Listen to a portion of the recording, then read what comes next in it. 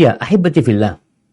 Sebenarnya musibah yang menimpa kita itu bisa jadi itu ujian yang mengangkat derajat. Ujian yang mengangkat derajat. Bisa jadi teguran yang menghapuskan dosa. Teguran ini juga bisa jadi adab. Jadi adab buat dia. Bagaimana kita menyikapinya? Yang pertama, kita ini nggak tahu.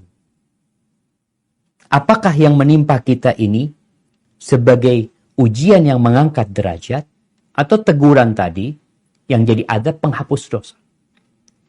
Terus sikap kita bagaimana? Karena kita ini banyak dosa, maka apapun yang menimpa kita, kita menyikapinya sebagai ujian dari Allah dan penghapus dosa buat kita.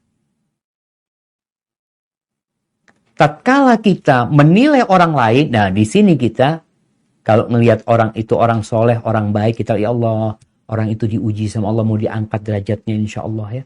Semoga Allah mengangkat derajat dia. Berbaik sangka sama orang itu. Jangan kalau melihat orang, oh kayaknya teguran nih buat fulan, banyak dosanya fulan ini.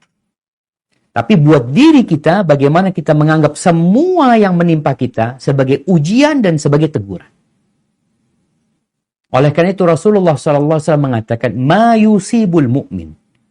Tidak ada satupun musibah yang menimpa orang beriman.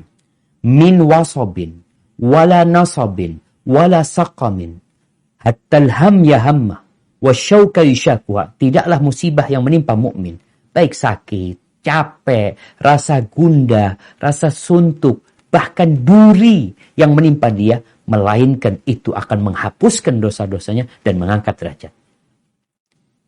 Berarti dalam hal itu ada teguran dan ada ujian. Namun karena kita makhluk yang banyak dosa, tatkala terkena musibah, yang pertama kita ucapkan apa? Inna lillah wa inna ilaihi raji'un. Di sini dorongan untuk kembali kepada Allah Azza wa Jalla, untuk memperbaiki dirinya. Apalagi disebutkan tidak ada musibah yang menimpa kecuali karena dosa. Kalau para nabi jelas, tapi kita siapa gitu?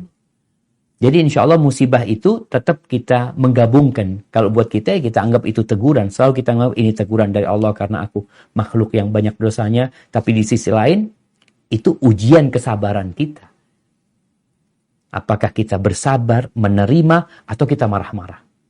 Karena kalau orang terkena musibah, terkena ujian ya, musibah yang bentuknya ujian, tapi dia nggak bersabar, maka jadi azab buat dia. Jadi dosa buat dia tatkala itu. Hadza wallahu a'lam bissawab.